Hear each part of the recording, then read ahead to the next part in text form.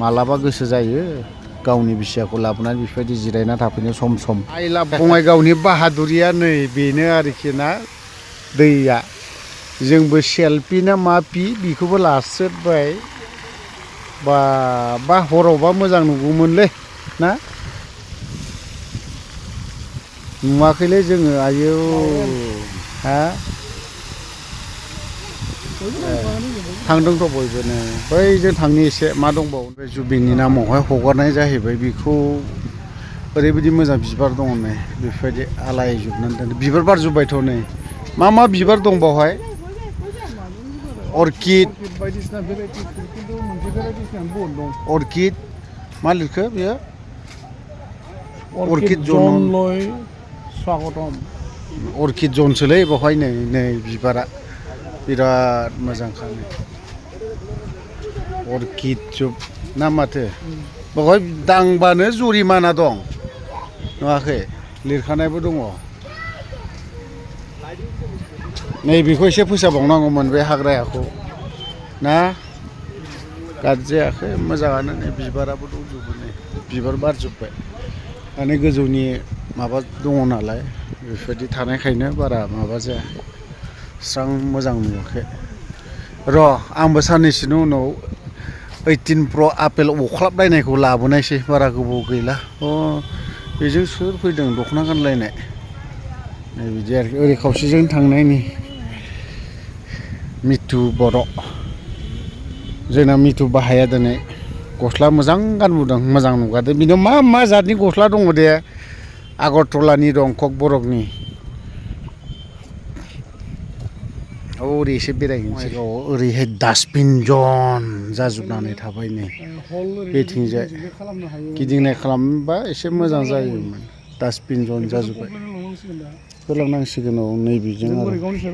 गावनि साइडजों दा गावनि साइडजों थाबायलायलायनोसै खालामाखै नोंखौ गोग्लैनायखौ गोसोखांबाथाय मिनियो बियो दाबो दाखालि उदै बिबु सारलायनाय मिनिदों सानैजों गोग्लैनायखौ रायखांनो आइ लाभ बङाइगाव बेरायफैदोंमोन बेरायनानै ओमफ्राय जायगा एसे मोजांबो मोनदों थाबायनायनि थाखाय हा चन्दन दंफां फिसा गायनानै दोनदों नैबे प्रटेकसन बै ससेथिंजायथ' डास्टबिन जनसो जानानै थाबाय बिथिंजायथ' नैबे दा साइडजों थाबायनाय माने बयस केयार बा बैसोगोराफ्रा बेरायफैनो मानो बेलासियाव फुङाव थाबायनो थाखाय बिराद मोजां जोंबो एसे थाबायफैबाय मोजां मोनदों देहाखौ थाबायनानै एसेब्लाबो मोजां नां खय किल'मिटार 2 किल'मिटार जागोनदां ना जागोनलै दा जों थाबायनाया हल गिदिंजोबा जागोन गिदिंजोबबा ना 2 किल'मिटारसो जागोन आरोखि किल'मिटारनि बारबाय जों थाबायनाया 1 किल'मिटार थाइजौआ बिबार बारदोंमोन बेखि फिथाइ थाथारगोन बाराखै बिलाइ हरसुनायसो बोरमाजों हख्लाय जाबाय बे मेहेगुनि बबे मोनसेलाय मेहेगुनिया ए धो आं न'आव गायखाना दोनदों फंबाया जेखखाना बुरजा दङ आदानावबो दङ बुकुल बैलाय माथो इउकिलिटास बेबो गैला बेसेबां नुला बांसिन